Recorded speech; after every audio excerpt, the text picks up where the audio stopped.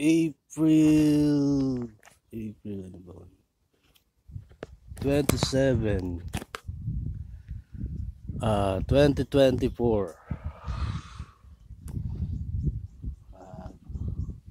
May idlip-idlip ako, gabi init dito, yung buga ng hangin. Ewan ko.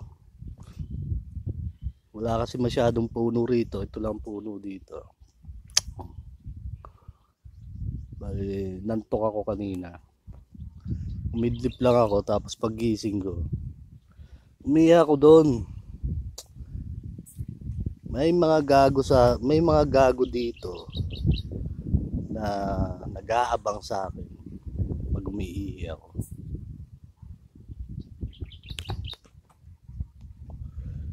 Nga pala, yung topic natin ngayon ay susunod ba talaga kayo? May topic na susunod ba talaga kayo sa kung ano yung pinlano o kung ano yung mga sinulat sa aral. Mapapatay ko nga sana sa inyo itong mga to eh. Request ko lang.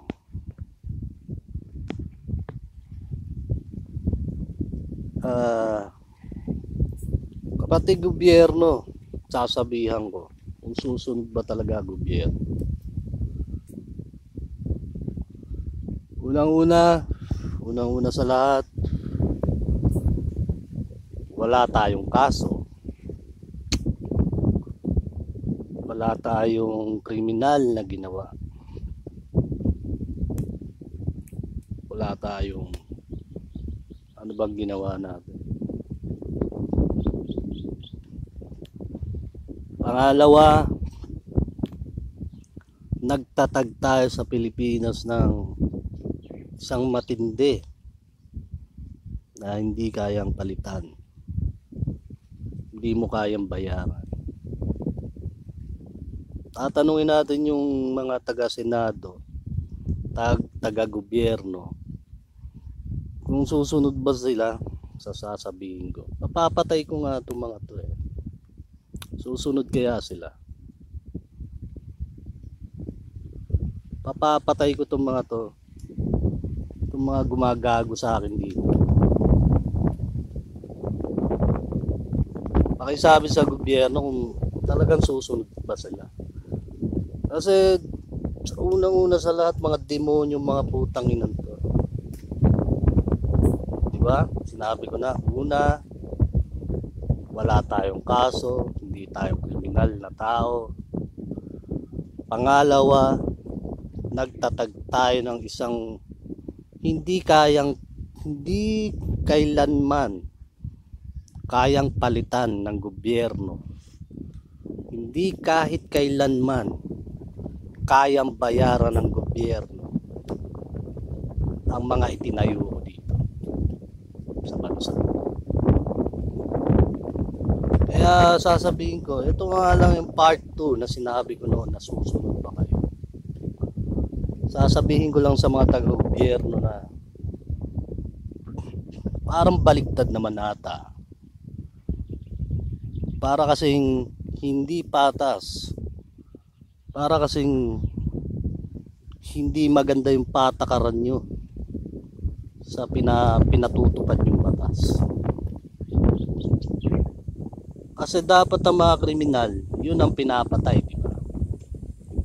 Dapat yun ang binabaon sa lupa. Yung mga kriminal na to. Yung mga kriminal, di ba? Ilan na ba pinatay ng mga putang inang yan? Hindi, pabibilang ko sa inyo, ilan na ba pinatay ng mga gagong yan? Ngayon, nagkakaintindihan ba tayo? Kasi kung hindi, makikipagpatayan naman ako sa inyo eh. Ang problema yun. Unang-una, wala akong kaso sa inyo. Tapos babalik ta rin yung sitwasyon. palalabasin nyo pa akong siraulo rito. Parang mabigat. Napakabigat na kondisyon yun. Na napakabigat na laro o palabas ang ginagawa ng mga ninyo o ng mga demonyong yan. Isa lang naman kasi kung susunod kayo, dapat simulan nyo na. Kasi mahirap. Kita nyo, itong mga gagong to, nag-aabang na lang sa akin. Inaabangan ko na lang din. Kasi pag abang sa akin dyan, palalabasin tayo, may siraulo dyan. Kasi nga, kuntsabahan na. Magkakakuntsaba na to. Hindi ko alam kung magkanong pondo na ang naibigay dito sa Cavite. At napakabigat na yung nagtatag ng isang mabigat dito sa bansa, isang kapangyarihan na sobrang tindi na kapangyarihan. Aba, yun ang ginawa nilang para bang binaligtad nila na yun ang kailangan patayin o tirahin o gawing basura, gawing baliw-baliwan ng mga gagong to. So papayag ba kayo doon? Sinong papayag dito? Kasi lugi ako. Unang-una, mga taga GMA, malalaking grupo. GMA, mga radio station, 105.9, LSFM. Hindi ko mabilang kasi napakarami nun. Kasi kahit saan ako umistasyon o Easy Rock ba, may mga nanggagago sa akin doon. So pag nanonood ako ng TV, tinatarantado kasi nakikita nila ako doon sa satellite. So isang tanong na lang, isang sagot doon, papatayin nyo ba o hindi? Kasi mapakabigat ng kondisyon. Tayo, wala tayong pera para ipapatay itong mga gagagong to. Gagamit lang tayo ng impluwensya ng Diyos para ipapatay ko itong mga siraulong to. Ngayon, pwede ba yon? Pwede ba yung kasunduan natin yon? Katulad sa ginawa kong kasunduan noon pa. Pwede ba yon? Na magkasundo tayo doon. Kasi napakabigat ng laro ng mga gagong to.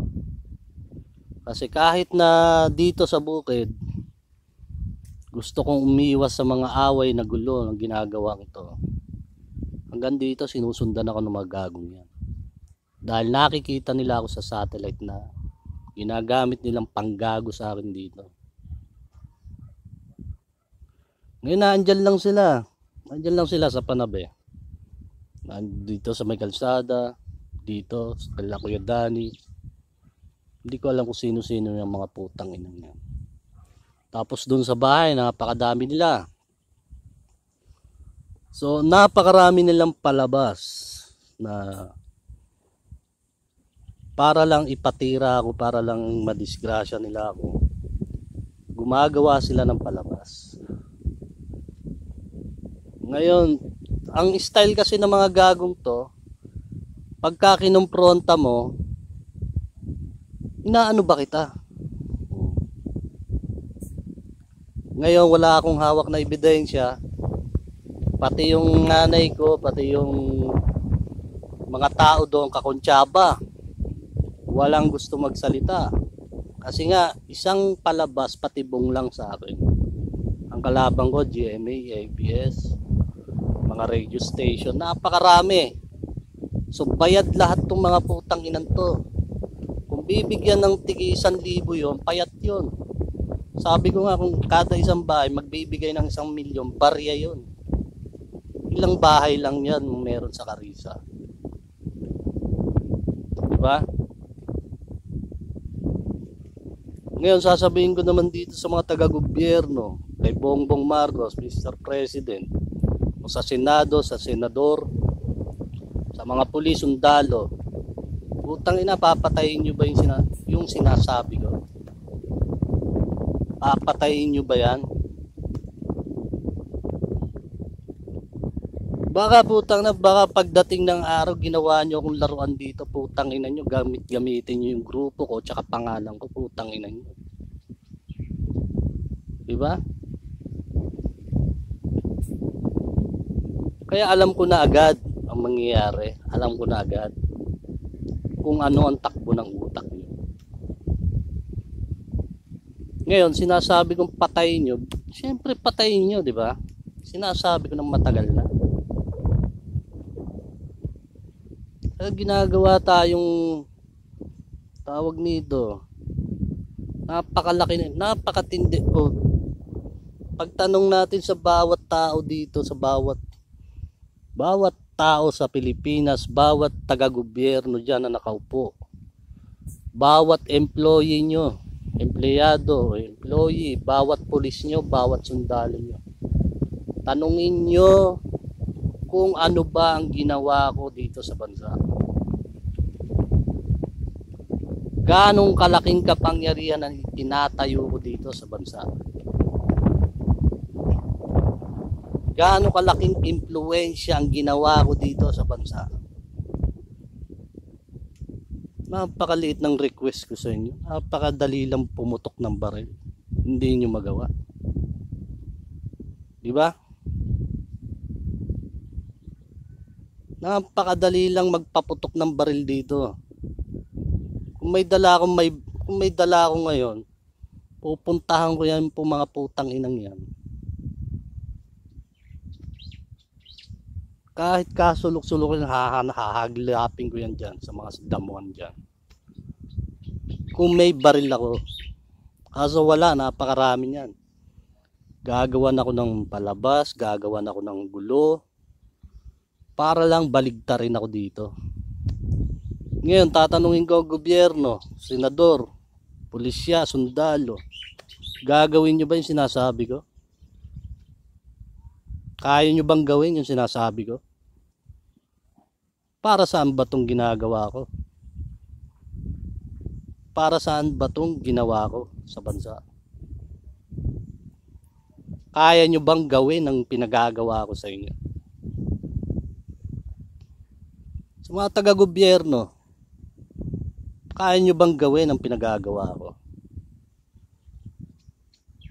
Napakadali, di ba? Puta, kaya nyo nga pumatay ng walang ng tawag nito, ng mga simpleng kriminal lang. Kahit hindi mga big time, puta, ito pa. Diba? Kung ako nga, mag-isa ako dito, kung may gamit ako, pinatay ko na yung mga yan. Wala, kasi ako lang mag-isa rito. Ako lang pinaglalaruan dito. Pero kahit pa paano, nakabili naman tayo ng kahit pa paano, itatabla ko.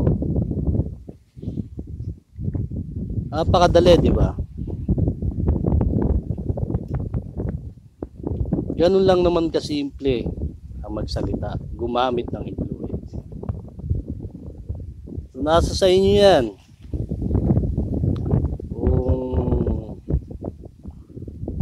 Gagawin nyo ang mga sinasabi ko. Kasi balang araw baka pagsisihan nyo na hindi nyo ginawa sinabi ko.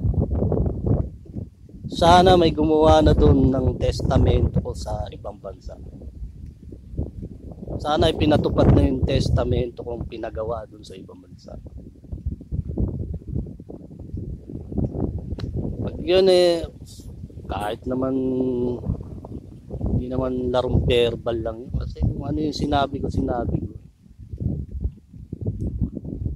Pag hindi kayo nagtagumpay sa sinabi ko, wala kayong mapapala. Magtayo kayo ng inyo. Huwag nyo akong gagamitin sa mga kagaguhan nyo. Diba? Ganun kasi. Dali lang, diba? Napakadali ang pinagagawa ko sa inyo. Okay? Mamaya na lang ulit. Nag-share lang ako kasi putang ng mga siraulo itong mga putang inan to eh. Nakikita kasi ako dun sa satellite na yun. Nakikita nila ako sa cellphone. Kung ano yung takbo ng katawan ko, kung ano yung kung paano sila sumistema sa akin dito. Kung makakakuha ako ng ebidensya, putang ina. Yun lang naman ang hinihintay ko, ebidensya at saka baril. Kung dumating ang ebidensya, kahit walang baril, titirahin ko yung mga yan. Kung dumating ang baril, kahit walang ebidensya, titirahin ko yan. Napakadali, di ba? Kasi kung may baril ako ngayon, kahit wala akong ebidensya dito, pagpatayan kami dyan, napakalaki ng ebidensyang makikita dito. Nakapagpakalat na ako ng mga ebidensya, kahit mga voice record yan. Kahit mga voice record lang ang mga yan. Maraming tatayo dyan. O kung ebidensya, hahawak tayo, wala silang lulusutan. Makuha ko lang ang dalawang yan. Napakasimple, napakadali, di ba? Ganun lang. Napakadali ng pinagagawa ko sa inyo kung anong ginagawa niyo. So, susunod ba ang taga-gobyerno sa sinasabi ko?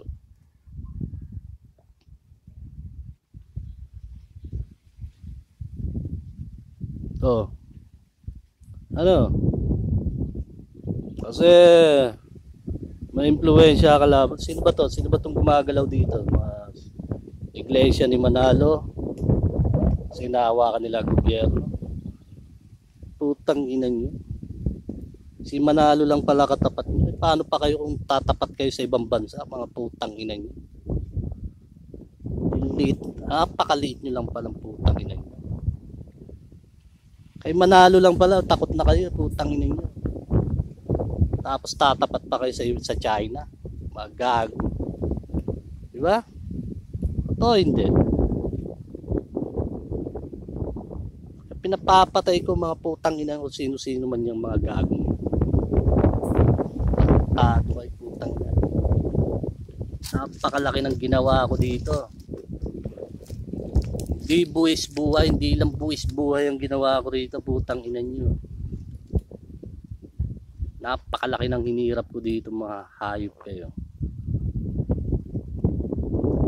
Baka sabihin ko kukulangin, kahit 10 buhay nyo kukulangin yun, putang ina nyo. Napakalaki ng kaso nyo sa akin. Hindi ko mabilang, napakalaki ng kaso nyo. Kaya sana kung ano yung sinabi ko, gawin nyo. Sa mga taga-gobyerno, kung gusto nyo ba, kung gusto nyo ng tamang patakaran sa bansa, kung gusto nyo ng eksakto, ng balancing batas dito sa bansa, gawin nyo ang pinagagawa. Napakasimple, napakadali, ganun lang kadali. Diba? Okay, sa susunod na ulit at maya maya hindi ko alam kung gagawa pa. At ng mga to, hindi ko kilala kasi yung mga yan eh. Wala akong ebidensya pinangahawakan. Makikilala ko rin yung mga yan. Ay sa susunod na ulit.